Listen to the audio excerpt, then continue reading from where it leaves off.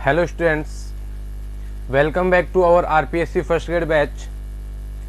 जैसा कि अपन ने फिजिकल केमिस्ट्री स्टार्ट की थी, फिजिकल केमिस्ट्री के सभी टॉपिक को डील करने के बाद, उनके सारे कॉन्सेप्ट को समझने के बाद आज हम आपके लिए लेके आए हैं जो लास्ट प्रीवियस ईयर क्वेश्चन अपने पास आए हुए हैं।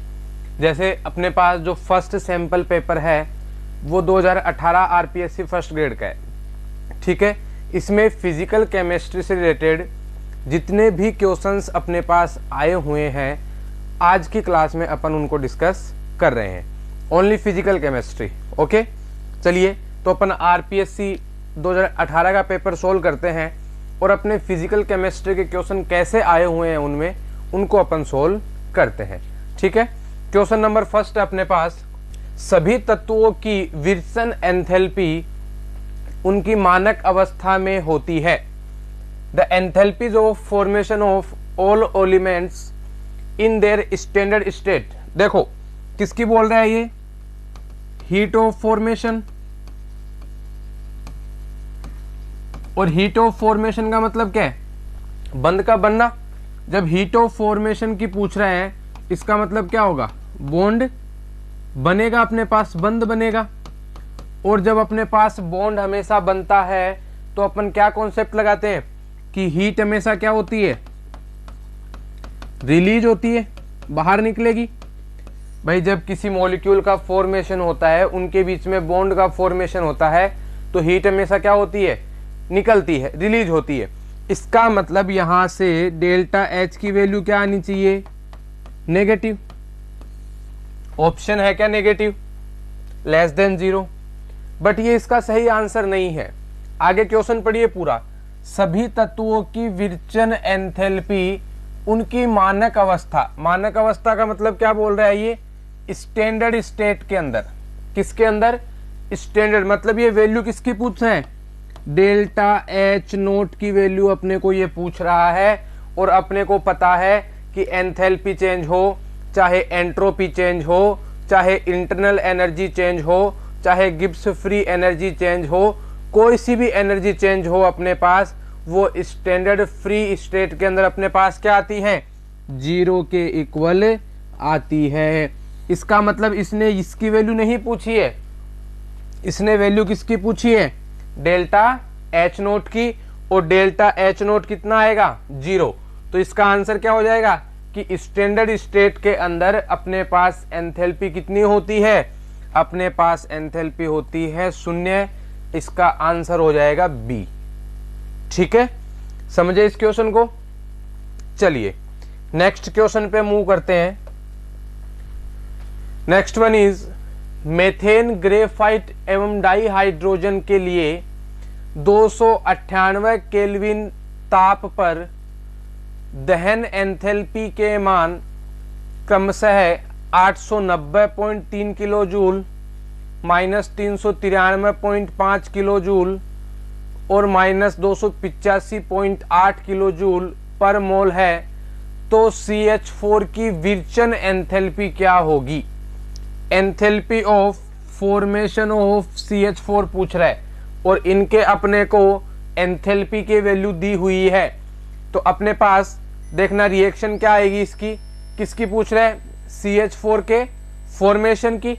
तो CH4 का फॉर्मेशन अपन इक्वेशन क्या लिखते हैं, C+H2 कन्वर्ट इनटू CH4। और इसको बैलेंस करेंगे तो यहां पे लग जाएगा ट्वाइस H2। ये क्वेश्चन अपने पास थर्मोकेमिस्ट्री का है, वहां पे अपन ने हीट ऑफ फॉर्मेशन पढ़ा था, ठीक है। अब ये अपने पास रिएक्शन आ गई, किसकी वैल्यू पूछ रहे हैं, डेल्टा एच फॉर्मेशन की। और अपने पास इसका फॉर्मूला क्या होता है, डेल्टा एच एफ फॉर्मेशन की वैल्यू पूछ रहा है। ये फॉर्मूला क्या होता है, delta H product minus delta H reactant, यही होता है। प्रोडक्ट क्या अपने पास, CH4, तो enthalpy delta H of CH4, okay, minus sign. Reactant क्या अपने पास, कार्बन और H2, तो अपन क्या लिखेंगे देखो, delta H of C2, sorry C, carbon की अपने पास डेल्टा H आ गई, प्लस में क्या आएगी, delta H of H2, hydrogen की हीट ऑफ फॉर्मेशन, और एक मॉलिक्यूल के लिए इतनी है तो 2 मोल्स के लिए कितनी हो जाएगी, इनटू में 2। अब देखो डेल्टा HCH4 की वैल्यू आपको दी हुई है, मेथेन ग्रेफाइट एवं डाई हाइड्रोजन के लिए 298 केल्विन ताप पर दहन एंथैल्पी के मान कितने कितने दे रखे हैं, 890.3, माइनस को 393.5 और माइनस का 285.8। तो CH4 मेथेन की कितनी दे रखी है, 890.3 माइनस कार्बन ग्रेफाइट की कितनी दे रखी है, 393.5, तो माइनस का 393.5 प्लस 2 इंटू हाइड्रोजन की कितनी दे रखी है, माइनस का 285.5, ठीक है, 285.8, ये आपको दे रखी है वैल्यूज। इसको सोल्व कर लो, 890.3 माइनस ये कितना हो जाएगा, माइनस माइनस प्लस 393.5 प्लस हो गया ये, और जब इसको मल्टीप्लाई करेंगे तो ये देखो ये माइनस और ये माइनस क्या हो जाएगा, अगेन प्लस हो जाएगा, और ये माइनस और माइनस यदि अपने पास प्लस हो गया तो अपने पास क्या आएगा, 285.8 इंटू 2 कितना आएगा, 571.6, और जो ये वैल्यू दे रखी है ये अपने को किस में दे रखी है, माइनस में, तो ये माइनस का 890.3, ये वाला माइनस यहाँ इंक्लूड हो रहा है इसमें, तो ये वाला माइनस इसके साथ है, ठीक है।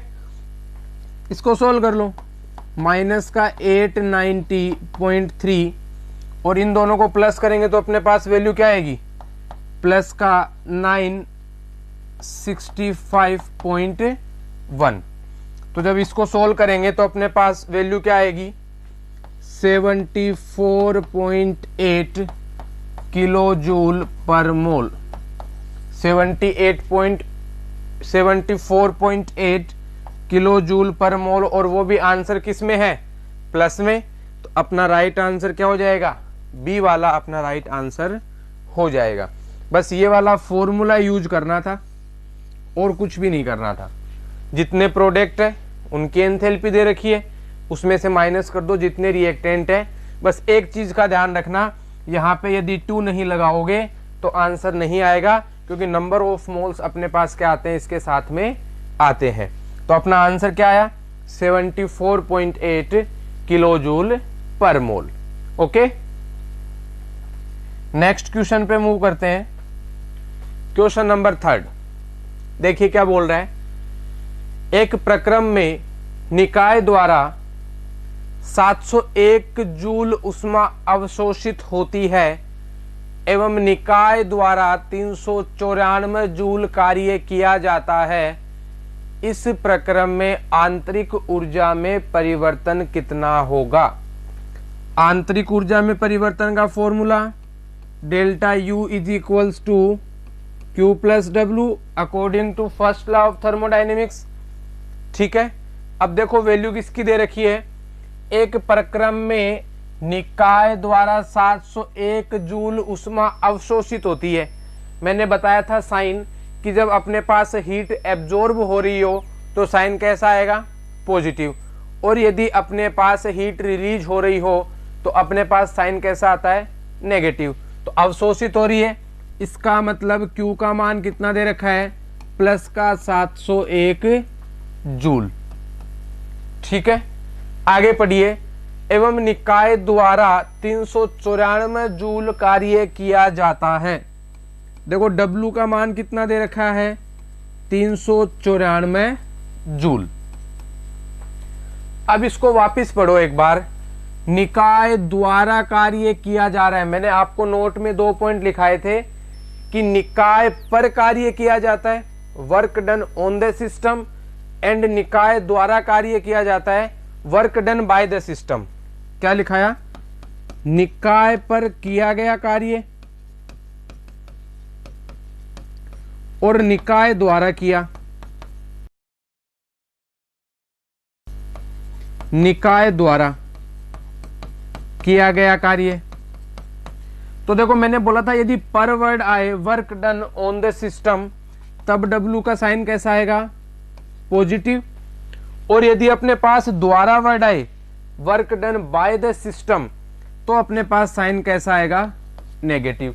इसका मतलब यहाँ पे W का मान क्या आएगा, 394 जूल प्लस में ना आके किस में आएगा, माइनस में, क्योंकि यहाँ पे निकाय के द्वारा कार्य अपने पास किया जा रहा है। तो यहाँ पे ये फॉर्मूला क्या बनेगा, delta U is equals to 701 plus, और W का मान कितना है, माइनस का 394, और delta U is equals to 701 minus 394, तो अपने पास आंसर क्या आ जाएगा, delta U is equals to 307 joule,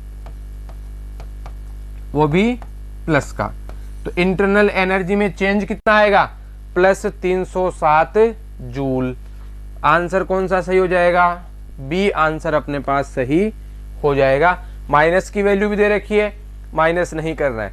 देखो यदि आप साइन नोटेशन यूज नहीं करोगे और यहाँ पे यदि W की वैल्यू पॉजिटिव ले लोगे, तो यदि आप दोनों को जोड़ोगे तो आपका आंसर सी भी आ सकता है, लेकिन अपने को साइन नोटेशन यूज करते हुए चलना है, साइन नोटेशन यूज करते हुए अपने को चलना है। ठीक है, अवशोषण हो रहा है पॉजिटिव, बाहर निकल रही है एनर्जी हीट नेगेटिव, सिस्टम के द्वारा कार्य किया जा रहा है कार्य ऋणात्मक, सिस्टम पर कार्य किया जा रहा है कार्य धनात्मक। इन 4 पॉइंट्स को अपने को याद रखना है।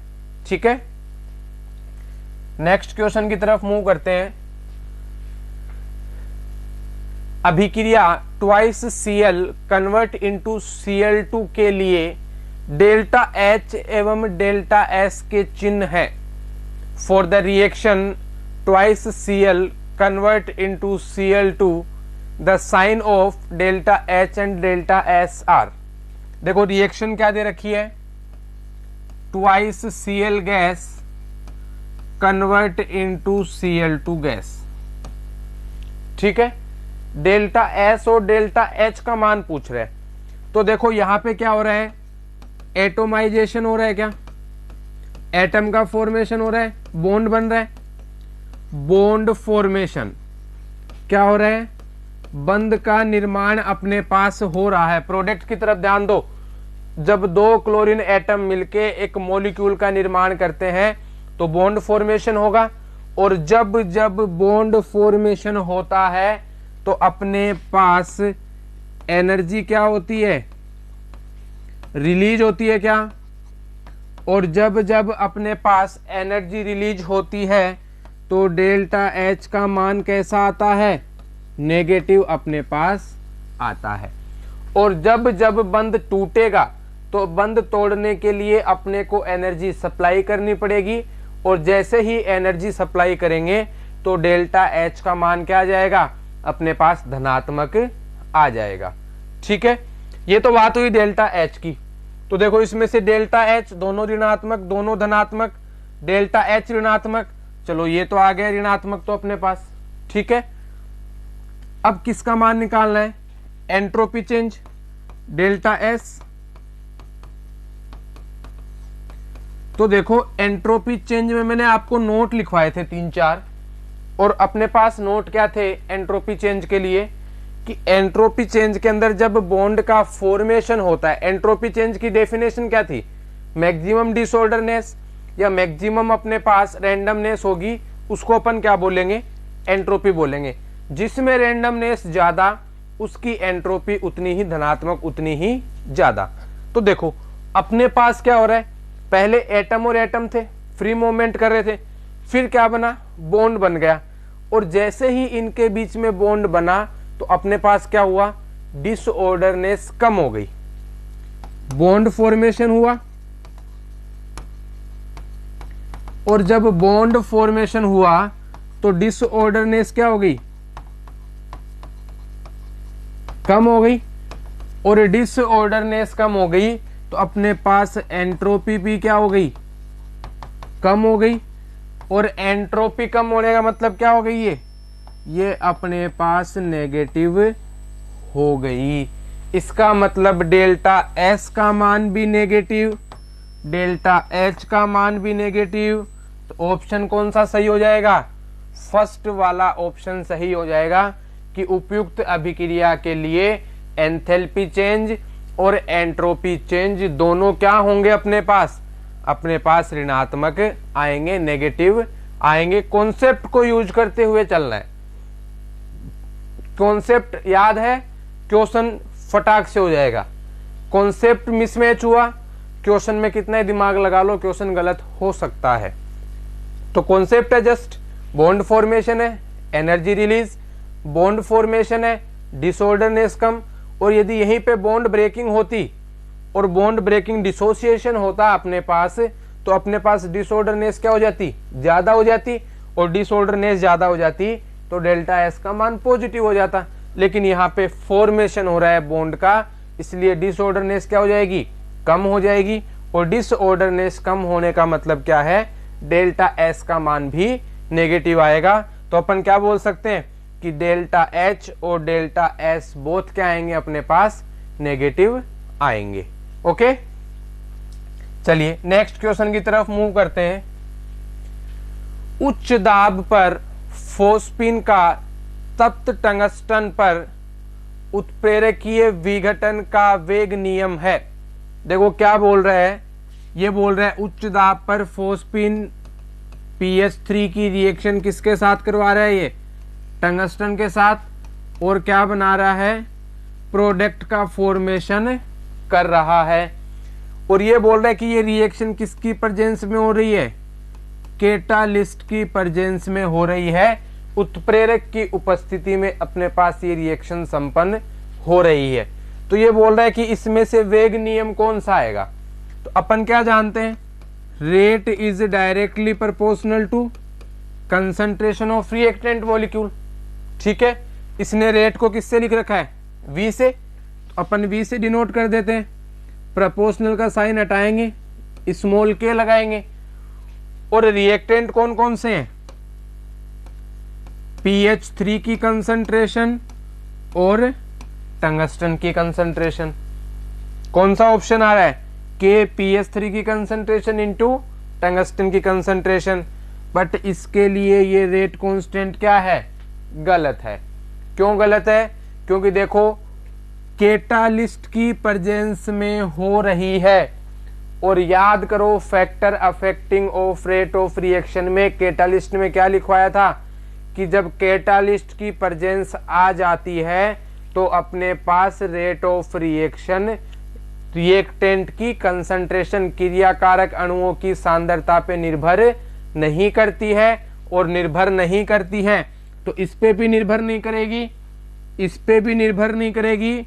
तो V इज इक्वल्स टू क्या आएगा, ओनली रेट कांस्टेंट। तो जब भी उत्प्रेरक की उपस्थिति आए तो आपको तो इतना याद रखना है कि उत्प्रेरक की उपस्थिति में क्रियाकारक अणुओं की सांद्रता पर अभिक्रिया का वेग निर्भर नहीं करता है, वो डायरेक्टली किसके प्रोपोर्शनल हो जाता है, अपने पास रेट कांस्टेंट के इक्वल हो जाता है। तो V इज इक्वल्स टू क्या आएगा, K। A option is the right, अपना ए आंसर क्या है इसके लिए, सही हो जाएगा। तो कॉन्सेप्चुअल चल रहे हैं सारे, कॉन्सेप्ट क्लियर है, क्वेश्चन क्लियर है अपने पास। ठीक है, तो कैटालिस्ट की प्रेजेंस में आपको इतना ध्यान रखना है कि क्रियाकारक अणुओं की सांद्रता पर अभिक्रिया का वेग निर्भर नहीं करता है। ठीक है, नेक्स्ट क्वेश्चन की तरफ मूव करते हैं। प्रथम कोटि की अभिक्रिया के लिए 99.9% अभिक्रिया पूर्ण होने का समय 50% पूर्ण होने का कितना गुना है, 50 गुना, 10 गुना, 5 गुना और 2.5 गुना। तो देखो इसको कैसे सोल्व आउट करेंगे।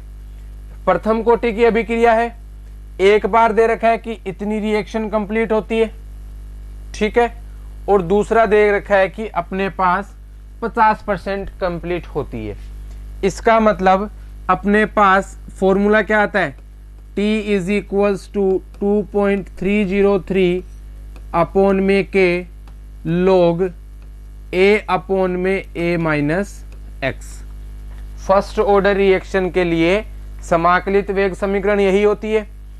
एक बार इसको लिख देते हैं T 99.9% के लिए इज इक्वल्स टू 2.303 अपॉन में के log इनिशियल कंसंट्रेशन कितनी मान के चलनी है, 100 अपॉन में 100 माइनस 99.9।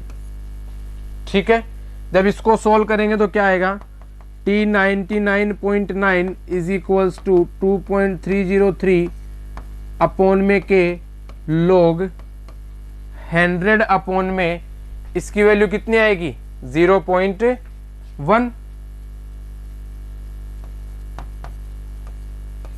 ठीक है, यह आ गई इक्वेशन नंबर फर्स्ट।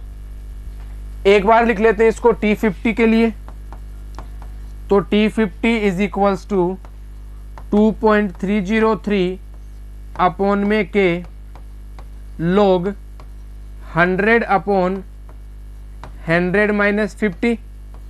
तो इसको सोल्व करेंगे तो क्या आएगा, T50 is equals to 2.303 upon में के log 100 अपॉन में 50। इक्वेशन नंबर आ गई 2।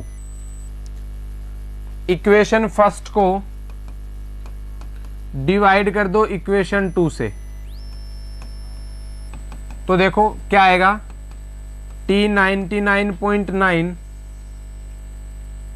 इज इक्वल्स टू 2.303 अपॉन में के log, इसको क्या लिख सकते हैं, एक पॉइंट हटाएंगे तो ऊपर क्या लग जाएगा, 1 0, तो इसको लिख सकते हैं अपन log 1000 अपॉन में क्या आएगा, T50 2.303 अपॉन में के log, इसको क्या लिख सकते हैं, 2 टाइम कैंसिल आउट, इसको लिख सकते हैं अपन डायरेक्ट log 2। इससे ये कैंसिल आउट, देखो log 1000 को क्या लिख सकते हैं,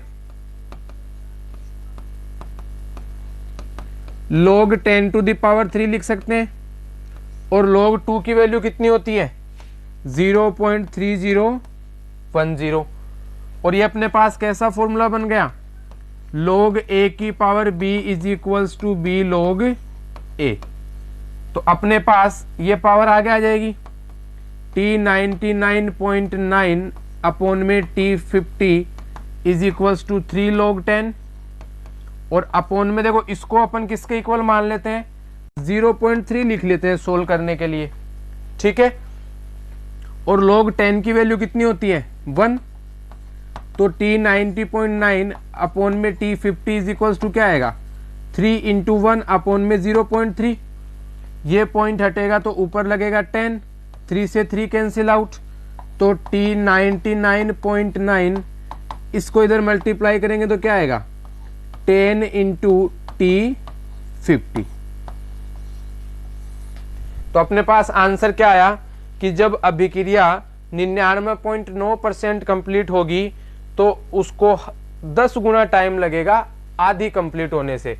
यही पूछा है, तो आंसर क्या आ जाएगा, कितना टाइम लग रहा है इसको, 10 टाइम्स इससे ये हायर है, इसको 10 गुना ज्यादा समय लगेगा जब रासायनिक अभिक्रिया अपनी आधी कंप्लीट हो जाएगी, हाफ रिएक्शन कंप्लीट हो जाएगी।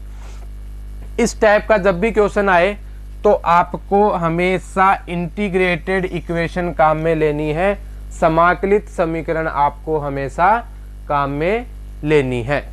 ठीक है, नेक्स्ट क्वेश्चन की तरफ मूव करते हैं। नेक्स्ट क्वेश्चन है, किसी अभिक्रिया में क्रिया कारक की प्रारंभिक सांद्रता दोगुना करने पर अभिक्रिया का टी हाफ दोगुना हो जाता है, तब अभिक्रिया की कोटि है। क्या बोल रहा है, किसी अभिक्रिया में क्रिया कारक की सांद्रता दोगुना करने पर, क्रिया कारक की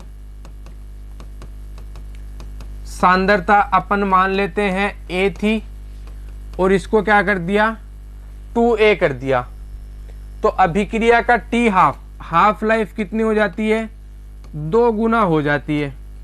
तो अभिक्रिया की कोटि क्या है, तो देखो आप अभिक्रिया फर्स्ट ऑर्डर और सेकंड ऑर्डर के लिए क्या लिखो टी हाफ लिखो। जीरो ऑर्डर के लिए टी हाफ कितना आता है a/2k। फर्स्ट ऑर्डर के लिए क्या आता है, ये जीरो ऑर्डर के लिए, फर्स्ट ऑर्डर के लिए क्या आता है 0.693/k, ये फर्स्ट ऑर्डर के लिए। और टी हाफ अपने पास सेकेंड ऑर्डर के लिए क्या आता है T half is equals to a/2k 0.693/k, और अपने पास सेकेंड ऑर्डर के लिए क्या आता है, तो देखो जीरो ऑर्डर रिएक्शन के लिए अपने पास क्या है a/2k। तो जो इनिशियल कंसंट्रेशन है रिएक्टेंट की वो अपने पास फर्स्ट ऑर्डर पे तो डिपेंड कर ही नहीं रही, ठीक है, और अपने पास फर्स्ट ऑर्डर पे डिपेंड नहीं कर रही। तो देखो जीरो ऑर्डर के लिए टी हाफ क्या है directly proportional to initial concentration of reactant, क्योंकि 2 तो कांस्टेंट है और k भी अपने पास क्या है कांस्टेंट है। तो T half is directly proportional to initial concentration of reactant, तो इसको 2 गुना करेंगे तो अपने पास टी हाफ भी क्या हो जाएगा 2 गुना। तो अपना राइट आंसर क्या हो जाएगा, रिएक्शन कौन सी है ये जीरो ऑर्डर रिएक्शन अपने पास आ जाएगी, ठीक है। नेक्स्ट क्वेश्चन की तरफ मूव करते हैं। गैसों के अणुगति सिद्धांत से एक ही स्पीसीज के अणुओं में द्विअणुक संघट प्रति सेकंड प्रति इकाई आयतन की संख्या दी जाती है। देखो कोलिजन फ्रीक्वेंसी की वैल्यू पूछ रहा है, और कोलिजन फ्रीक्वेंसी के लिए मैंने आपको क्या लिखवाया है Z is equals to N1 into N2 sigma 1 plus sigma 2/2 का स्क्वायर 8 पाई KT/में म्यू की पावर हाफ, ठीक है। अब पूछ क्या रहा है Z12 की वैल्यू पूछ रहा है।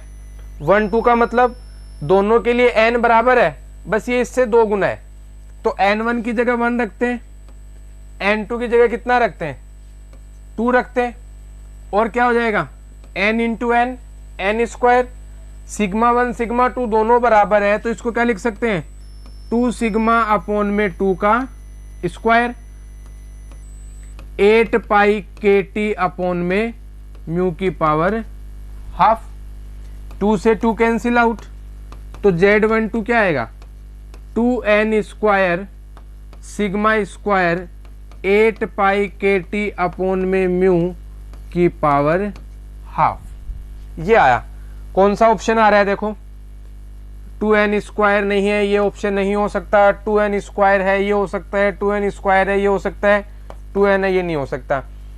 2n² सिग्मा स्क्वायर, यहाँ पे हाफ पावर नहीं है तो ये वाला ऑप्शन भी नहीं होगा। ऑप्शन क्या होगा सही C option 2n² sigma square 8 pi KT/म्यू की power half. Okay, next one question is N2O के द्वितीय कोटि विघटन का वेग स्थिरांक निम्नलिखित समीकरण की पालना करता है। K is equals to 5.0 into 10⁻11 dm³ mole inverse second inverse exponential power -10,000 K/t अभिक्रिया की सक्रियण ऊर्जा होगी। देखो इसके अकॉर्डिंग लिख लेते हैं। K इज इक्वल्स टू कितना दे रखा है 5.00 इंटू 10⁻11 और e की पावर -10,000 K/t, ठीक है। अब देखो अपने पास आरएनएस इक्वेशन क्या आती है a इंटू ई की पावर -EA/में r इंटू 1/t, ठीक है। तो देखो a की जगह तो ये आ जाएगा यदि इसको कंपेयर करें, और K/t की जगह क्या आ जाएगा ये 1/t आ जाएगा। तो अपने पास EA अपॉन आर की जगह क्या आएगा, EA upon R is equals to आएगा 10,000। कितना आएगा, 10,000। आर का मान कितना होता है, तो EA कितना आया 10,000 गुणा आर, और आर का मान अपने पास कितना होता है, EA इज इक्वल्स टू 10,000 गुणा में 8.314, आर से मल्टीप्लाई कर दिया। EA इज इक्वल्स टू, इसको जब मल्टीप्लाई करेंगे तो क्या आएगा अपने पास 83,140। क्या 83,140 आंसर है क्या? लेकिन यदि किलो जूल में दे रखा है तो इसको किलो में, ये तो जूल में आया है, जब इसको किलो में कन्वर्ट करेंगे तो अपन इसको क्या लिख सकते हैं 83.140 किलो जूल लिख सकते हैं क्या? तो आंसर सही कौन सा हो जाएगा 83.14 किलो जूल पर मोल अपने पास आंसर आ जाएगा। इसका मतलब जब भी ऐसा क्वेश्चन दिया हुआ हो तो अपने को आर्हेनियस इक्वेशन से कंपेयर करना है। कंपेयर करोगे तो EA अपॉन आर की वैल्यू किसके बराबर आएगी, -10,000 के बराबर आ जाएगी। ठीक है, नेक्स्ट क्वेश्चन की तरफ मूव करते हैं। एक आपको इलेक्ट्रोडिक रिएक्शन दे रखी है CdCdCl2.5H2O, मिसप्रिंट है AgCl, Ag सेल का EMF 25 डिग्री सेंटीग्रेड पर 0.7 वोल्ट है। इसके लिए मुक्त ऊर्जा का परिकलन कीजिए।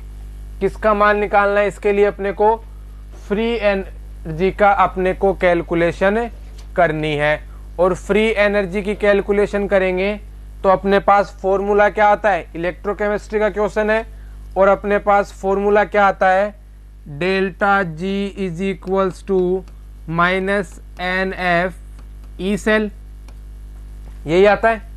N क्या है, नंबर ऑफ इलेक्ट्रॉन्स, तो कितने इलेक्ट्रॉन्स रिलीज होंगे, एक इलेक्ट्रॉन, तो delta G is equals to क्या जाएगा -1। फेराडे कांस्टेंट की वैल्यू 96550 इंटू ई सेल का मान कितना दे रखा है 0.7 वोल्ट, तो 0.7 पुट कर दो यहाँ पे। तो इसको सोल्व करोगे तो क्या आएगा, जब इसको अपन सोल्व करेंगे तो अपने पास वैल्यू आएगी -135100। ऐसा कुछ आंसर तो अपने पास है ही नहीं, जूल में आएगा। अब ऐसा आंसर नहीं है तो किलो जूल में तो है ना, तो इसको किलो में कन्वर्ट कर दो तो कितना आएगा अपने पास -135.1 किलो जूल। राइट आंसर क्या हो जाएगा अपने पास, बी आंसर राइट हो जाएगा, -135 किलो जूल। ओके, ये था अपने पास इलेक्ट्रोकेमिस्ट्री से क्वेश्चन। नेक्स्ट क्वेश्चन है अर्ध सेल अभिक्रिया Ag plus electron convert into Ag के लिए इलेक्ट्रोड विभव है। इलेक्ट्रोड पोटेंशियल की वैल्यू पूछ रहा है। कौन सी इक्वेशन काम में लेंगे, नेनेस्ट इक्वेशन। और नेनेस्ट इक्वेशन क्या होती है, E is equals to E naught minus RT upon में NF ln रिडक्शन की कंसंट्रेशन अपॉन में ऑक्सीडेशन की कंसंट्रेशन। देखो कितने इलेक्ट्रॉन रिलीज हो रहे हैं 1, तो n का मान कितना हो जाएगा 1। और अपन क्या लिखते हैं oxidation plus n electron convert into reduction. यहां से रिडक्शन की वैल्यू कितनी आएगी, Ag की कंसंट्रेशन प्योर स्टेट में, और ऑक्सीडेशन की वैल्यू कितनी आएगी अपने पास Ag प्लस की कंसंट्रेशन। ये सारी वैल्यू पुट करो, E इज इक्वल्स टू क्या आएगा ई नोट माइनस का RT अपॉन में F ln Ag solid state के अंदर अपॉन में ए जी प्लस। और अपन ने बताया था कि जब भी अपने पास कोई प्योर स्टेट में हो तो उसकी वैल्यू कितनी हो जाती है कंसंट्रेशन की 1। तो AgS की वैल्यू 1 हो जाएगी। तो E इज इक्वल्स टू क्या आएगा E नोट माइनस का RT अपॉन में F ln 1 upon Ag plus की कंसंट्रेशन। क्या ऐसा कुछ आंसर है अपने पास? देखो ये Ag प्लस एक ही बात है, माइनस का RT upon F ln 1 upon Ag plus. तो 1 अपॉन Ag प्लस यहाँ पे है, लेकिन यहाँ पे क्या आ रहा है प्लस साइन आ रहा है, तो ये डी ऑप्शन तो नहीं होगा। ठीक है, तो अपन इसको और चेंज क्या कर सकते हैं, ई नोट इसको ऊपर ले जाएंगे तो यहाँ साइन क्या हो जाएगा प्लस RT अपॉन में F ln Ag प्लस की कंसंट्रेशन। क्या ये आंसर दिया हुआ है क्या? देखो Ag प्लस यहाँ भी दिया हुआ है, ये नहीं हो सकता क्योंकि यहाँ पे स्क्वायर दिया हुआ है। इन दोनों में से कोई आंसर होगा। यहाँ पे माइनस दिया हुआ है, आंसर में क्या आ रहा है प्लस, ये भी नहीं होगा। तो अपना राइट आंसर क्या हो जाएगा A. E is equals to E naught plus RT upon में F ln Ag प्लस की कंसंट्रेशन। तो ये अपने पास क्वेश्चन था नेनेस्ट इक्वेशन का इलेक्ट्रोकेमिस्ट्री से। नेक्स्ट क्वेश्चन की तरफ मूव करते हैं। विद्युत अपघट्य जैसे KCl के लिए डिबाई हक्कल ओनसेगर समीकरण है।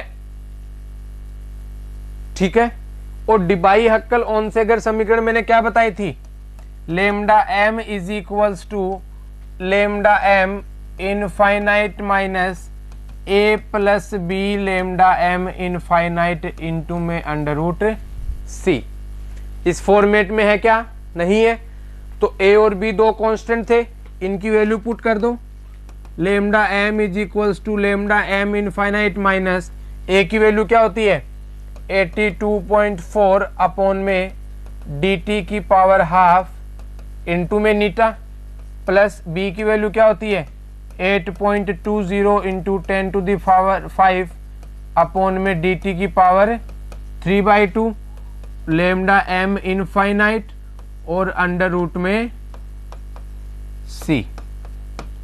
ठीक है, तो ये ऑप्शन देख लो है क्या। बी ऑप्शन को देखो, lambda m is equals to lambda m infinite minus 82.4 upon में dt की power half into eta plus 8.20 into 10 to the power 5 dt की पावर 3/2 इंटू में लेमडा m इंटू में अंडर रूट c। तो अपना right answer कौन सा हो जाएगा बी। ये भी अपने पास इलेक्ट्रोकेमिस्ट्री से क्वेश्चन था, डायरेक्ट अपने को कॉन्सेप्चुअल क्वेश्चन पूछा हुआ है, कैलकुलेशन दी ही नहीं हुई है, सिर्फ वैल्यू याद रखनी है और वैल्यू से अपन क्या कर सकते हैं आंसर को फाइंड आउट कर सकते हैं। नेक्स्ट क्वेश्चन की तरफ मूव करते हैं। एक एकल त्रिसंयोजी और त्रिएकल संयोजी विद्युत अपघट्य के लिए minus log gamma plus minus को अंडर रूट म्यू के विरुद्ध आलेखन से रेखा का ढाल होगा। देखो कितना अच्छा क्वेश्चन पूछा है, कहां से पूछा है, इलेक्ट्रोकेमिस्ट्री का ही क्वेश्चन है। और लॉग गामा प्लस माइनस और अंडर रूट म्यू आयनिक स्ट्रेंथ के बीच में अपने को रिलेशन कौन देता है, अपने को रिलेशन देता है डिबाई हक्कल थ्योरी। और according to Debye Huckel theory, Debye Huckel theory क्या बोलती है अपने को, log gamma plus minus is equals to minus का 0.509 जेड प्लस जेड माइनस का मोड और अंडर रूट में म्यू। अब देखो पूछा क्या है, कैसी इक्वेशन बन रही है, y is equals to minus M X plus minus M X जैसी रिएक्शन बन रही है अपने पास। y is equals to minus M into X, M की वैल्यू कितनी है यहाँ पे, slope is equals to minus का 0.509 जेड प्लस और Z minus, under root mu की जगह क्या आ जाएगा x। तो अपने को देखो क्या बोल रहा है, एकल त्रिसंयोजी मतलब एक की अपने पास कितनी संयोजकता है +1 और एक की कितनी है +3, या फिर हो सकता है कि +3 हो -1 हो +1 हो -3 हो। तो इसका जब मोड आएगा तो ये ऑलवेज क्या आएगा पॉजिटिव। तो m is equals to minus का, और ये m के जब कंपेयर करेंगे तो इसकी स्लोप क्या हो जाएगी पॉजिटिव, क्योंकि माइनस की जगह क्या आ जाएगा माइनस साइन कंपेयर हो जाएगा। तो 0.509 ये कितना हो जाएगा 1 × 3, m इज इक्वल्स टू क्या आएगा 0.509 और इंटू में क्या आएगा ये मोड आएगा ऑलवेज +3। इसका मतलब 3 × 0.509 ये अपना क्या हो जाएगा आंसर। क्या करना था, डिबाई-हक्कल थ्योरी डिबाई-हक्कल इक्वेशन लिखनी थी, वहां से स्लोप देखो ढाल होगा, ढाल का मतलब क्या पूछा है slope, the slope of the line for unit trivalent. Unit trivalent का मतलब क्या है, जैसे AlCl3 हो गया, Al +3 और Cl- यूनिट ट्राइवेलेंट है, एक की संयोजकता +1 है या -1 हो सकती है, दूसरे की संयोजकता +3 या -3 है। ठीक है, तो अपने को m का मान निकालना था, कंपेयर किया, m का मान नहीं आया, आवेश पर निर्भर करता है, आवेश का मान अपन ने रख दिया, और ये मोड है, इसका मतलब इसका आंसर हमेशा क्या आएगा पॉजिटिव में। तो अपने पास स्लोप कितनी आएगी 3 × 0.509। ये था इलेक्ट्रोकेमिस्ट्री का एक और क्वेश्चन अपने पास। नेक्स्ट क्वेश्चन है 0.02 मोलल Na2SO4 विलयन का आयनिक सामर्थ्य है। The ionic strength of 0.02 molal Na2SO4।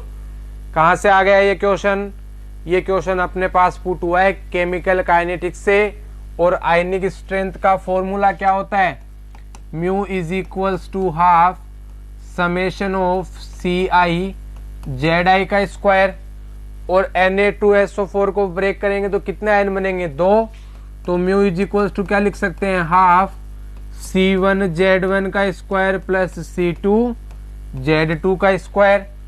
C1 C2 का मान निकालना है, Z1 Z2 का मान निकालना है, दोनों पुट करने और आंसर आ जाएंगे। तो देखो Na2SO4 किस में डिसोसिएट होगा Na प्लस SO4 -2, और जब इसको वैलेंस करेंगे तो यहाँ क्या आएगा 2Na प्लस। कंसंट्रेशन कितनी दे रखी है, C1 का मान कितना होगा Na+ के लिए, एक के लिए कितना है 0.02 है, तो 2 के लिए कितना हो जाएगा 0.02 × 2 कितना आएगा 0.04। SO4 -2 के लिए अपने पास सॉल्यूशन की कंसंट्रेशन तो वही रहेगी, तो 0.02, और एक ही SO4 -2 आए ना तो एक ही रहेगा। C1 C2 का मान आ गया। Z1 क्या है, सोडियम पर चार्ज कितना है +1, और Z2 क्या है, सल्फेट आयन पर चार्ज कितना है -2, तो ये -2। वैल्यू पुट करो यहाँ पे, हाफ C1 की वैल्यू कितनी है 0.04 × 1 का स्क्वायर प्लस 0.02 × -2 का स्क्वायर, और क्या आएगा हाफ, ये कितना हो गया 0.04 प्लस ये कितना हो गया 0.02 इंटू में 4, mu is equals to half 0.04 plus ये कितना हो गया 0.8। जब इसको सोल्व करोगे तो क्या आएगा हाफ, जब इसको ऐड करोगे तो क्या आएगा 0.12, और जब इसको सोल्व करोगे तो आंसर कितना आएगा 0.06। तो अपना आंसर क्या हो जाएगा डी अपना आंसर हो जाएगा। ये अपने पास क्वेश्चन था आयोनिक स्ट्रेंथ का, और अपन ने आयोनिक स्ट्रेंथ का फॉर्मूला लगाकर इसको कैलकुलेट कर लिया। ओके, नेक्स्ट क्वेश्चन अपने पास delta G is equals to delta H plus T del upon में del T delta G at constant pressure है। गिब्स हेल्महोल्ट्ज समीकरण है, किरचॉफ समीकरण है, गिब्स ड्यूम समीकरण है, और क्लेप्रोन क्लाउसियस समीकरण है, कौन सी है? तो देखो इसका आंसर तो मैं बता देता हूं क्या आएगा, गिब्स हेल्महोल्ट्ज समीकरण आएगा। या तो इसको डायरेक्ट याद रख लो, या इसको फाइंड आउट करने का तरीका क्या है अपने पास, इसको फाइंड आउट करने का तरीका है, अपने को पता है कि गिब्स हेल्महोल्ट्ज समीकरण के अनुसार change in the Gibbs free energy at with respect to temperature at constant pressure किसके इक्वल होता है, -s के इक्वल होता है। ठीक है, और अपन क्या जानते हैं, delta G is equals to delta H minus T delta S होता है। देखो s की वैल्यू ये है तो डेल्टा s की वैल्यू निकालनी है, तो डेल्टा s की वैल्यू क्या आएगी, देखो चेंज कर दे क्या यहाँ पे, डेल अपॉन में डेल टी, इसको डेल्टा s लिख देते हैं, at constant pressure is equals to minus का डेल्टा s। इस माइनस के डेल्टा s की वैल्यू क्या आएगी,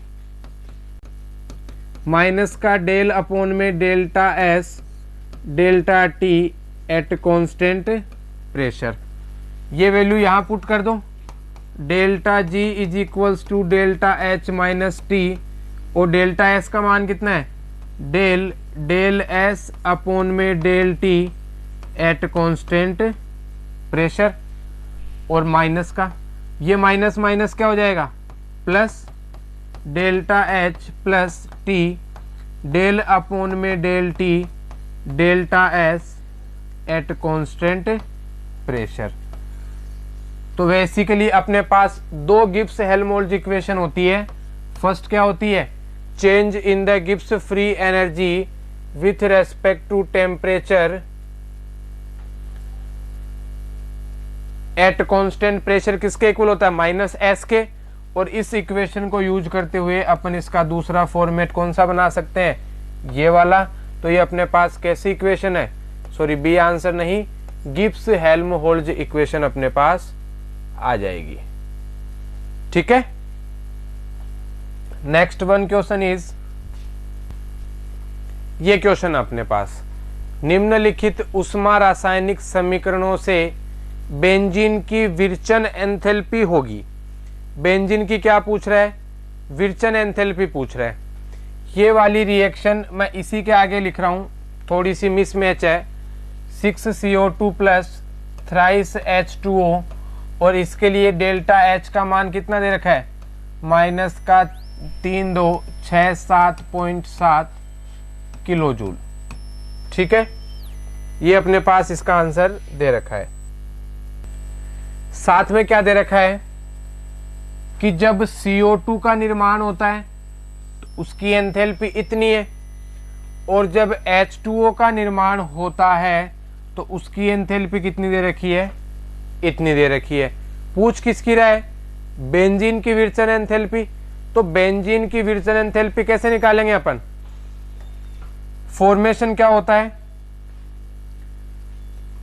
डेल्टा एच फॉर्मेशन का वैल्यू कितना होता है, delta H product minus delta H reactant, यही होता है।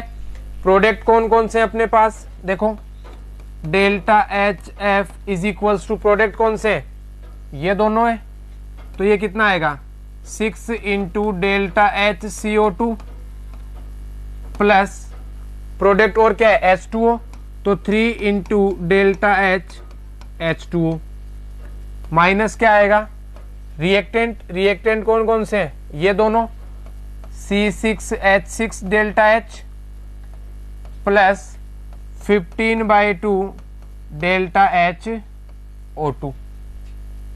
देखो CO2 के फॉर्मेशन की एंथैल्पी दे रखी है क्या, ये रही।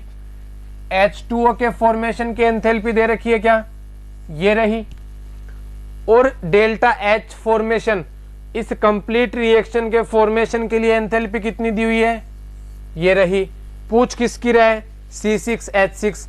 सर O2 की तो नहीं दे रखी। तो बेटा अपन ने क्या बोला था कि कुछ मॉलिक्यूल ऐसे होते हैं जो प्रकृति में स्थायी होते हैं, उनके लिए एंथैल्पी परिवर्तन कितना आता है, 0। जैसे H2 He2 O2 N2, तो O2 के लिए कितना हो जाएगा ऑटोमेटिक 0। तो delta HF is equals to क्या आएगा 6 इंटू डेल्टा एच CO2 कितना दे रखा है, ये रहा देखो, माइनस का 393.5 प्लस 3 इंटू H2O का कितना दे रखा है, माइनस का 286.2, और क्या आ जाएगा माइनस का डेल्टा एच C6H6 की वैल्यू अपने को फाइंड आउट करनी है।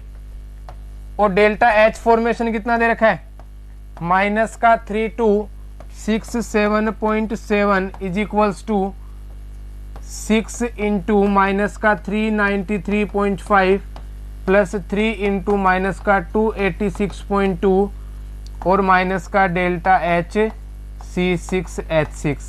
इसका मान ज्ञात करना है, इनको जोड़ बाकी गुणा भाग करेंगे तो अपने पास फाइनली आंसर कितना आ जाएगा, फाइनली आंसर अपने पास आ जाएगा इसका 48.1 किलो जूल। ठीक है, तो ये अपने पास क्वेश्चन कहां से था, थर्मोडायनेमिक्स से। ओके, नेक्स्ट क्वेश्चन की तरफ मूव करते हैं।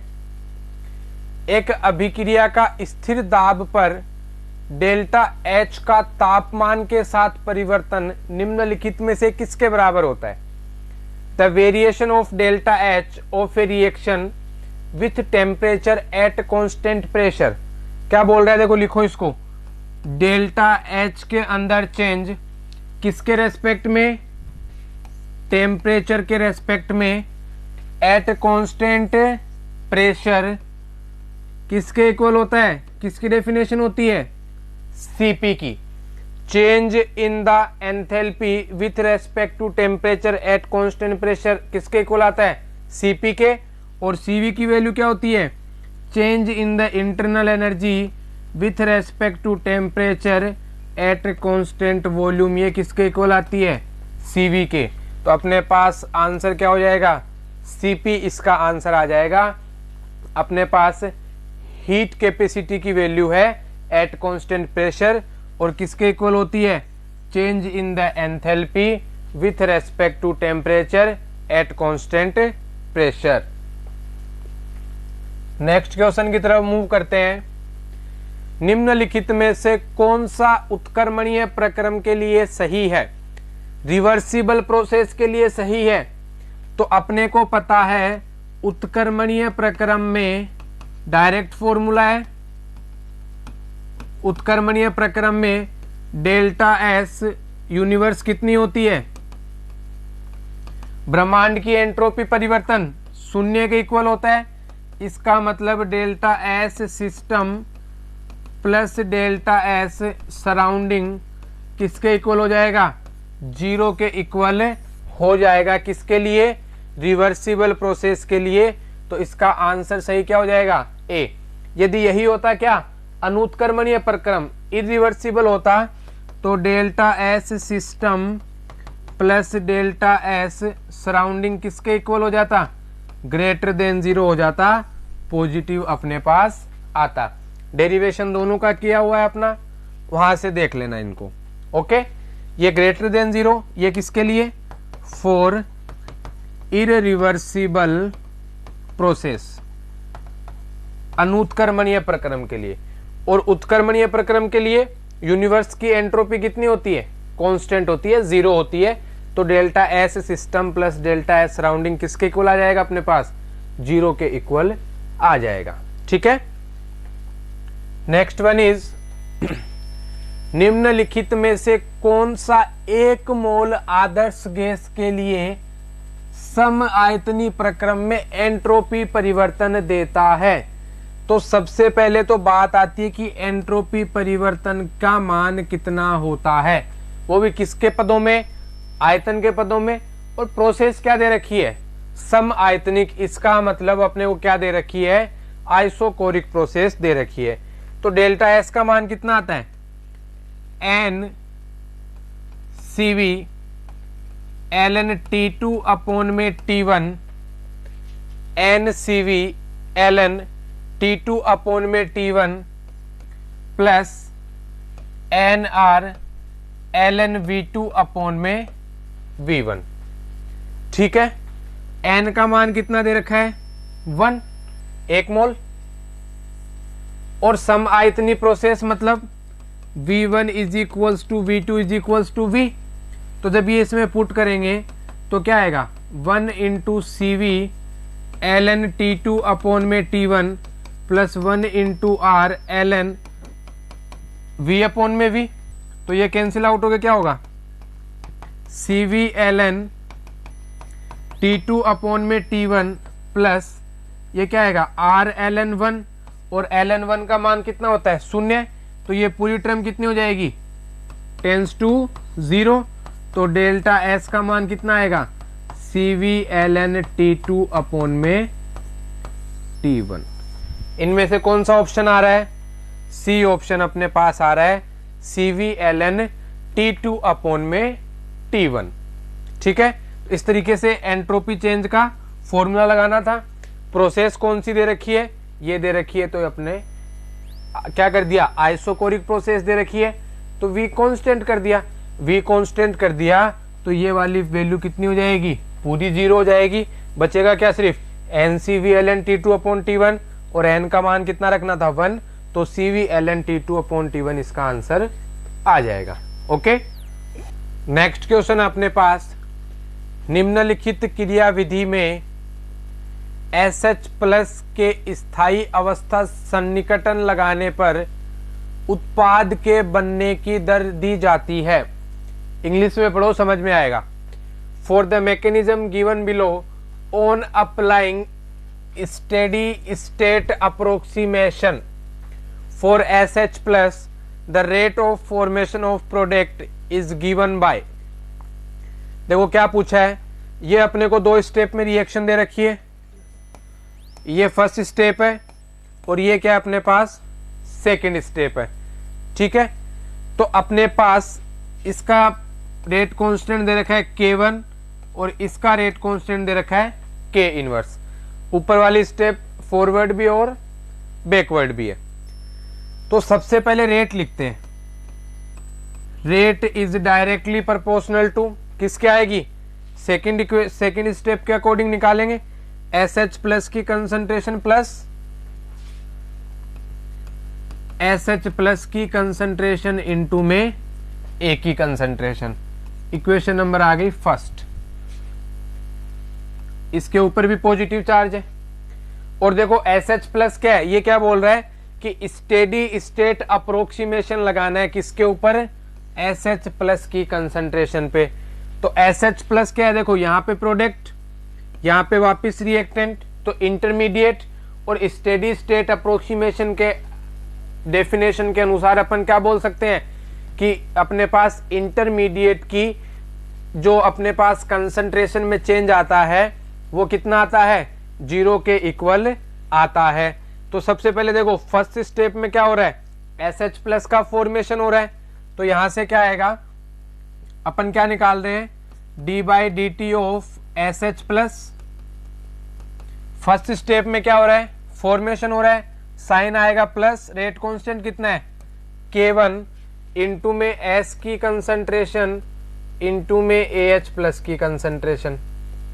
जब ये रिएक्शन बैकवर्ड चल रही है तो SH प्लस क्या हो रहा है डिकम्पोज होता है, तो minus sign K inverse SH plus की कंसंट्रेशन इनटू में A की कंसंट्रेशन। ठीक है, और थर्ड स्टेप में क्या हो रहा है वापस डिकम्पोज हो रहा है, तो माइनस रेट कांस्टेंट क्या है K2 SH प्लस की कंसंट्रेशन इनटू में A की कंसंट्रेशन। ठीक है, किसके इक्वल करना है अपने को इसको 0 के इक्वल।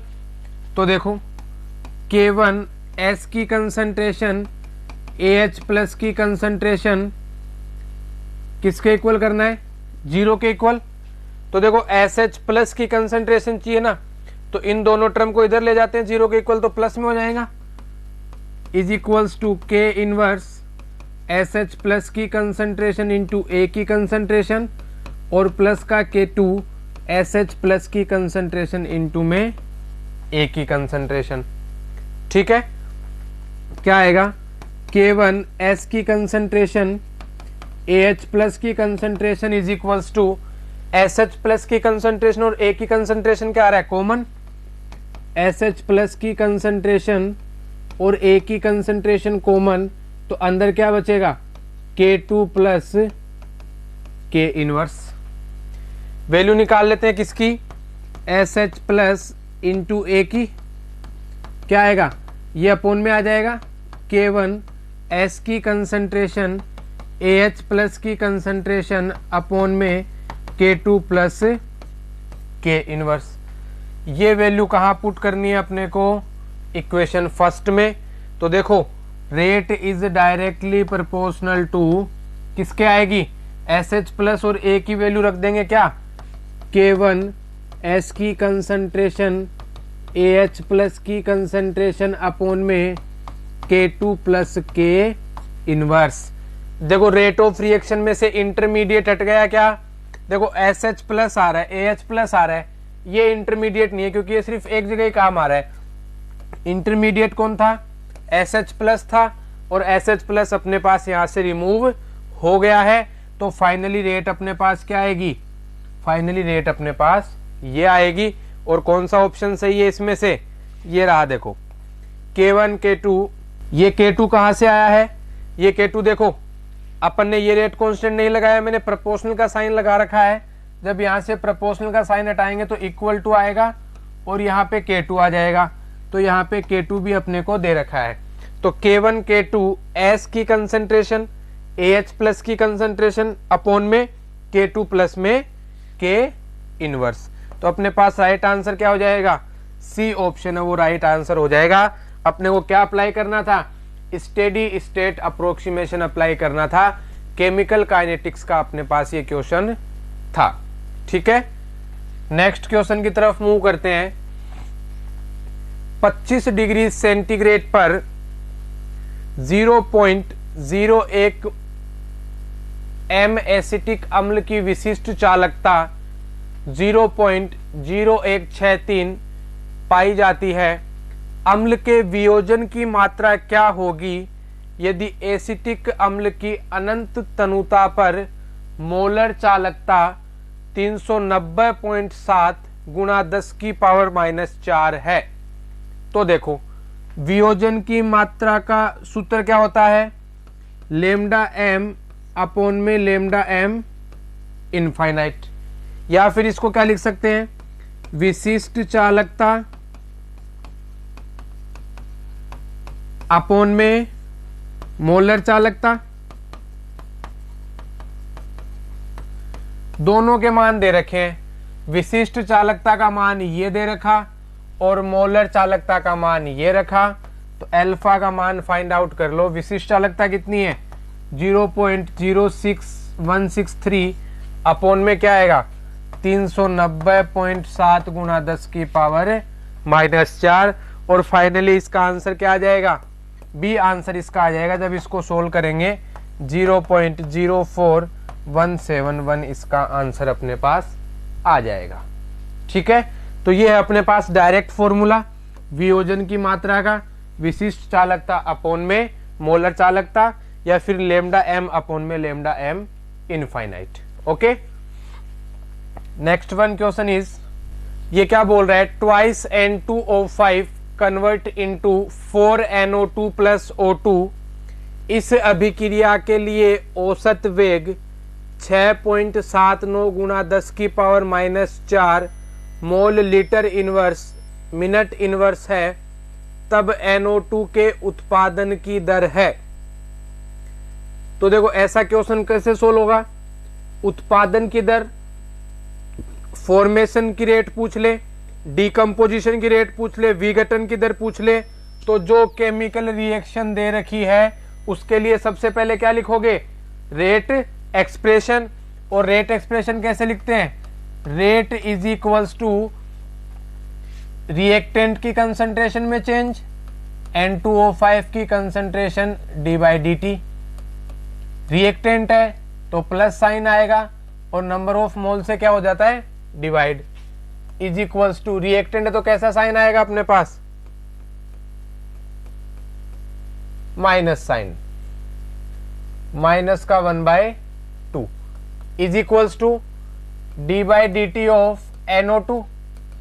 NO2 की कंसंट्रेशन में चेंज, कितने मोल्स है 4, तो 4 से डिवाइड, और प्रोडक्ट है तो plus, is equals to d/dt of O2, और ये भी अपने पास क्या है, प्रोडक्ट है तो प्लस, और रेट का मान कितना दे रखा है, ये दे रखा 6.79 इंटू 10⁻⁻⁴ पूछ क्या रहा है, then the rate of production of NO2, d/dt of NO2 का मान पूछ रहा है, तो 1/4 इंटू d/dt ऑफ NO2, देखो सारे अपने पास क्या इक्वल है एक दूसरे के, और इस रेट का मान कितना दे रखा है 6.79 गुणा 10⁻⁻⁴, तो किसके इक्वल हो जाएगा, रेट के इक्वल, तो ये कितना आएगा d/dt of NO2 is equals to आएगा रेट इंटू 4, और रेट कितनी दे रखी है अपने को वैल्यू,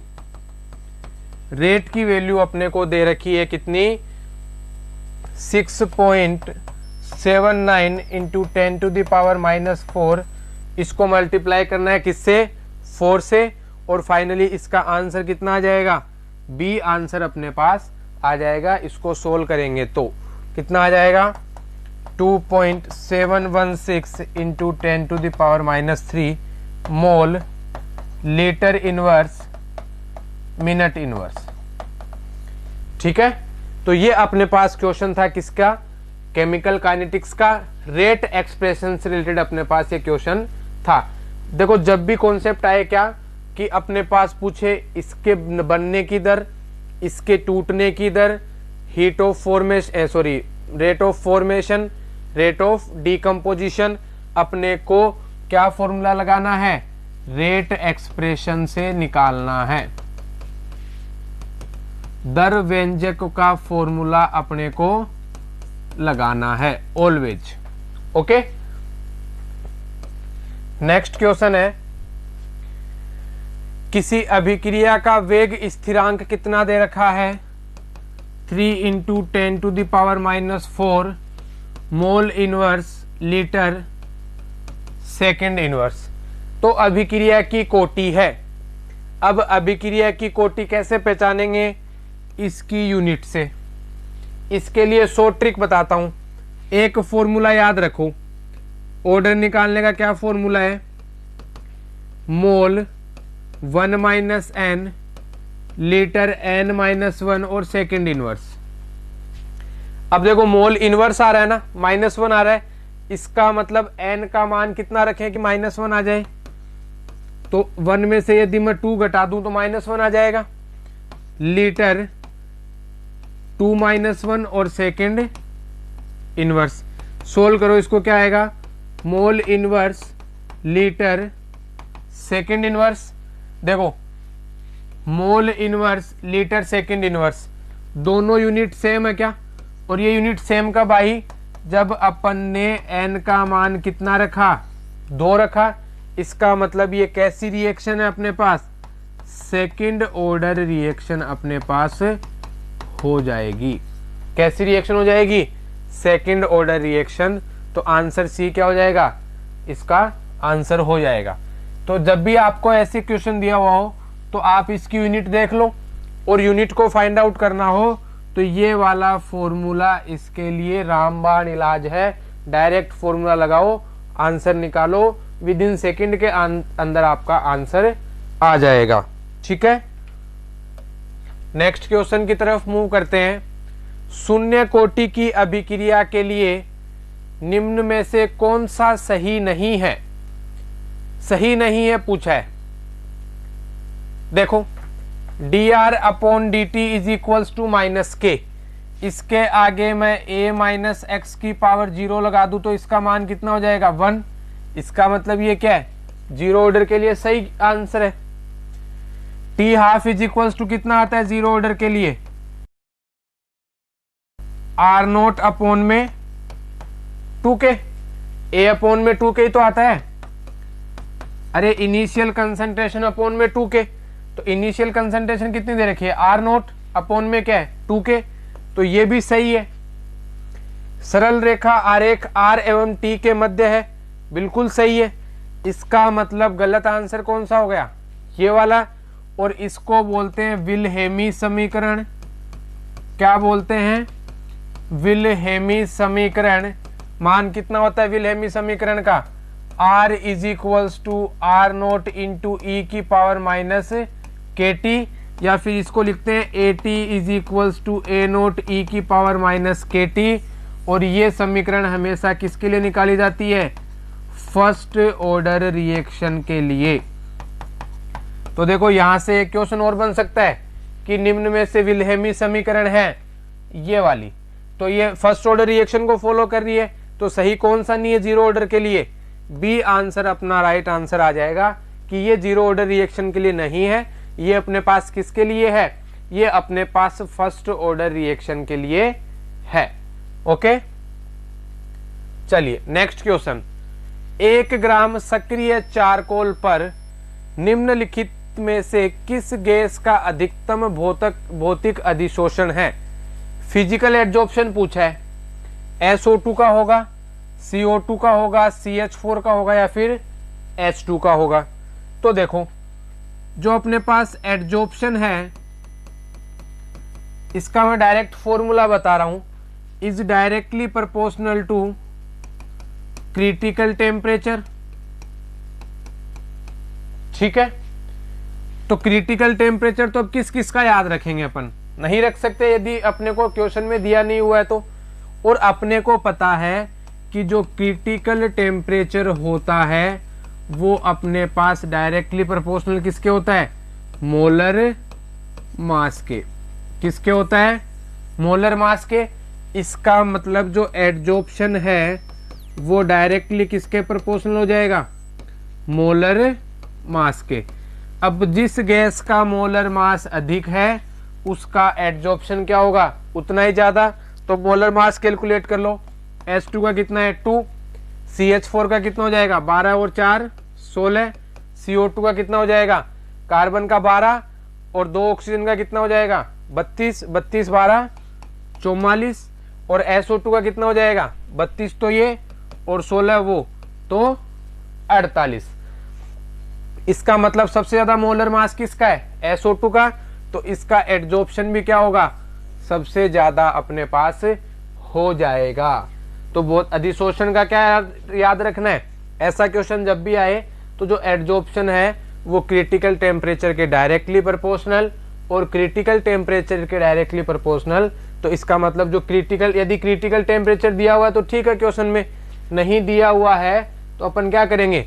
मोलर मास के समानुपाती कर देंगे क्रांतिक ताप को। और क्रांतिक ताप यदि द्रव्यमान के समानुपाती होता है तो अपन जो ऑप्शन दिए हुए हैं उनका क्या कर लेंगे? मोलर मास कैलकुलेट कर लेंगे।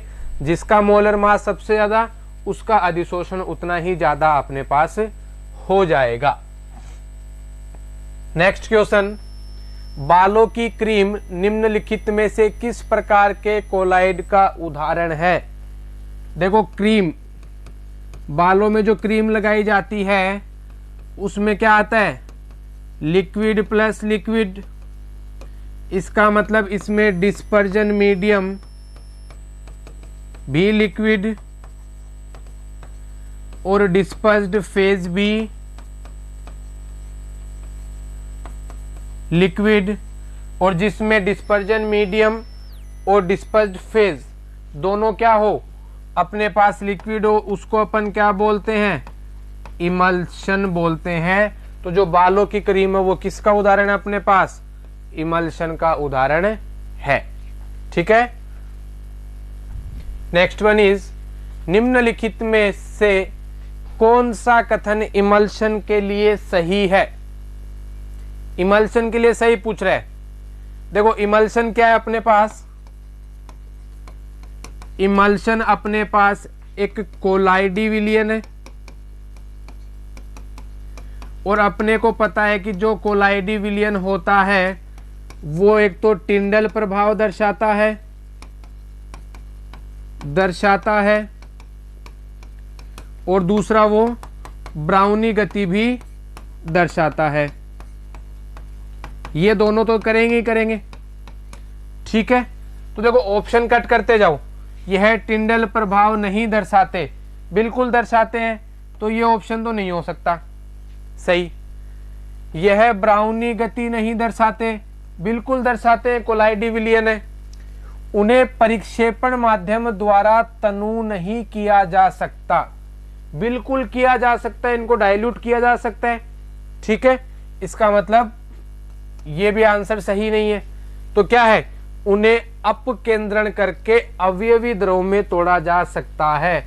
यदि उनका अपन अपकेंद्रण कर दें तो उनको अपन और पार्ट्स में डिवाइड कर सकते हैं और ये अपने पास क्या हो जाएगा, राइट आंसर हो जाएगा। भाई अपन परिक्षेपण माध्यम द्वारा तनु कर सकते हैं, यदि किया जा सकता है तो सही आंसर होता, नहीं लिख रखा है इसमें, इसका मतलब ये क्या हो गया, रॉन्ग हो गया। और पूछा क्या है अपने को, सही करेक्ट पूछा है। तो इनका अपकेंद्रण करके इनको और अवयवी द्रवों में तोड़ा जा सकता है। ठीक है, नेक्स्ट क्वेश्चन, एक विलियन में 3 घटक ए, बी और सी दे रखे हैं, प्रत्येक मोल 0.2 मोल है, तब उनके मोल अंशों का योग होगा। अब देखो प्रत्येक का मोल कितना दे रखा है, 0.2। तो कई बच्चे क्या करेंगे, 0.2 plus 0.2 plus 0.2 is equals to 0.6। अपना आंसर तो आ गया सी वाला। बेटा पूछा क्या है, मोल अंशों का योग, मोल फ्रैक्शन। ए का मोल फ्रैक्शन कितना माना, XA, बी का कितना माना, XB, और सी का कितना माना, XC। और अपने पास जब भी मोल फ्रैक्शन की बात आती है तो जितने कंपोनेंट होते हैं उन सभी कंपोनेंट के मोल फ्रैक्शन, मोल अंशों का योग किसके बराबर होता है, अपने पास 1 के बराबर आता है। तो इसके मोल अंशों का योग किसके बराबर आएगा, 1 के बराबर आएगा। सही आंसर क्या है इसका, सी आंसर इसका राइट आंसर है। ठीक है,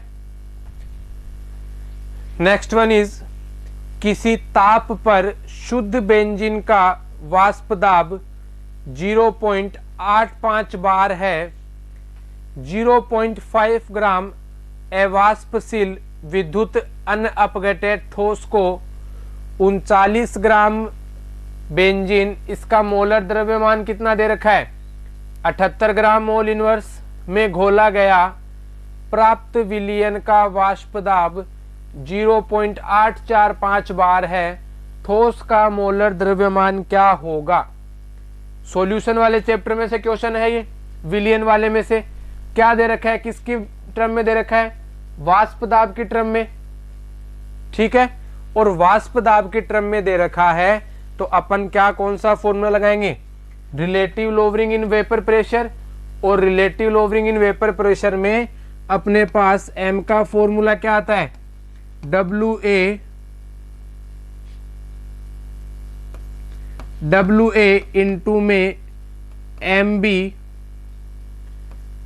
इंटू में अपॉन में WB, और यहां क्या आता है P0B अपॉन में P0B माइनस PS। अब इन सब की वैल्यू निकाल लो और इनमें पुट कर दो, आंसर आ जाएगा। WA का मान कितना दे रखा है, देखो शुद्ध बेंजीन का वाष्प दाब 0.85 बार है। शुद्ध बेंजीन मतलब क्या हो गया, विलायक। इसका मतलब P0B का मान कितना दे रखा है, 0.85। 0.5 ग्राम अवाष्पशील विद्युत अनअपघटित ठोस को 39 ग्राम बेंजीन में मिलाने पर, तो ये तो हो गया सोल्यूट, विलेय, और ये क्या हो गया बेंजीन, सोलवेंट, विलायक। तो WA का मान कितना आ जाएगा 0.5 और WB का मान कितना आ जाएगा 39। MB का मान, मोलर मास ऑफ सोलवेंट कितना दे रखा है 78 ग्राम, 78 ग्राम घोला गया। प्राप्त विलियन का वाष्प दाब, जब अवाष्पशील विद्युत अनअपघटय को और उस सोलवेंट को मिला दिया तो अपने पास विलियन बन गया, और विलियन का वाष्प दाब, इसका मतलब PS का मान कितना दे रखा है 0.84854, कितना दे रखा है 0.04 845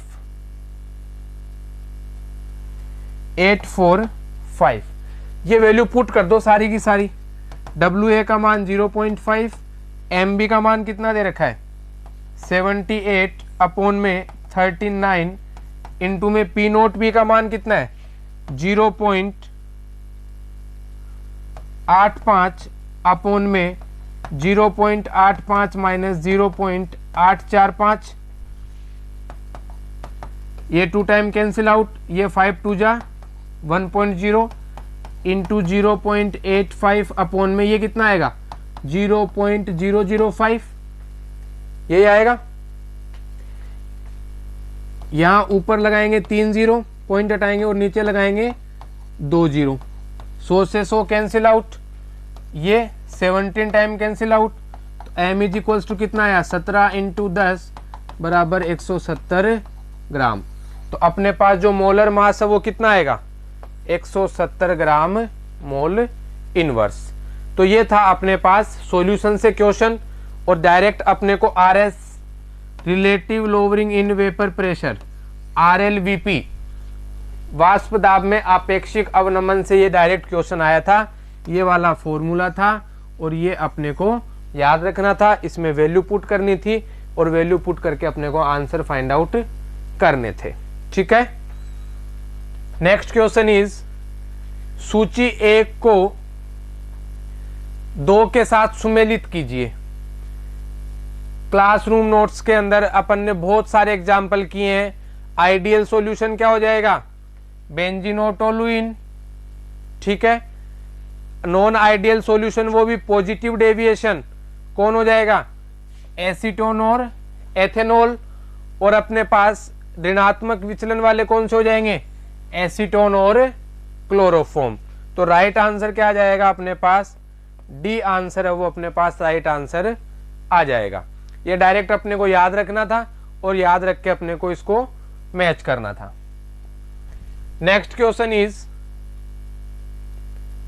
जब 6 ग्राम एथेनोइक अम्ल को 200 ग्राम बेंजीन में घोला जाए तब विलयन की मोललता क्या होगी। मोलेलिटी की डेफिनेशन क्या होती है number of moles of solute upon में वेट ऑफ सोलवेंट ग्राम के अंदर और ऊपर 1000 से मल्टीप्लाई। नंबर ऑफ मोल्स को क्या लिख सकते हैं मोलिलिटी के लिए Na इंटू 1000 और वेट ऑफ सोलवेंट को क्या लिख सकते हैं Wb। अब देखो अपने को डायरेक्ट नंबर ऑफ मोल्स तो नहीं दिए हुए, तो Na की वैल्यू क्या लिख सकते हैं Wa अपॉन में Ma, M is equals to Wa into 1000 upon में Ma इंटू में Wb। देखो इनकी वैल्यू दे रखी है क्या 6 ग्राम एथेनोइक अम्ल को 200 ग्राम बेंजीन में घोलते हैं, तो एथेनोइक अम्ल क्या हो गया सोल्यूट, ये क्या हो गया सोलवेंट। तो Wa का मान कितना दे रखा है Wa का मान दे रखा है 6 ग्राम, Wb का मान कितना दे रखा है 200 ग्राम। वैल्यू किसकी निकालनी है Ma की। Ma क्या है molar mass of solute, solute क्या है एथेनोइक एसिड, और एथेनोइक एसिड का फॉर्मूला क्या होता है C2H5COH, और इसका मोलर मास कैलकुलेट करेंगे तो क्या आएगा 3 कार्बन का कितना हो जाएगा 36, 6 हाइड्रोजन का 6 प्लस 2 ऑक्सीजन का 32, कितना हो जाएगा 74। तो Ma की वैल्यू कितनी आ जाएगी 74। सारी की सारी वैल्यू दे रखी है रख दो यहाँ पे। Wa का मान 6 गुणा 1000 अपॉन में Ma का मान कितना है 74 और Wb का मान कितना है 200। जब आप इसको सोल्व करोगे तो अपने पास आंसर क्या आ जाएगा 0.06 मोलल, ये अपने पास आ जाएगा इसका right answer. Okay, next question is